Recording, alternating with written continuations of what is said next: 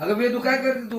काही नाही. अगं तुला माहितीये का आपली ऋतू परीक्षेमध्ये पास झाली. आज मी न्यायाने होणारी परीक्षा दिली ती ना, 25 मार्काची परीक्षा होती. ती पास झाली असं ऐकलं मी. आता ती येईनच शाळेतून बक्षीस घेऊन काहीतरी.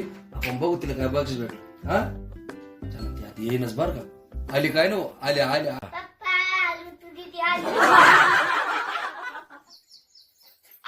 पप्पा आज मी लय खुश आहे. काय झालं पण एवढं खुश व्हायला तुला? आज मी ज्ञानी होणार परीक्षेमध्ये पास झाली. असं? हा. वा वा वा वा तू पास झाली. किती मार्काची परीक्षा होती? 25 मार्काची. आणि तुला किती मार्क पडले? 24. अरे वा वा वा वा वा वा शाबास शाबास शाबास.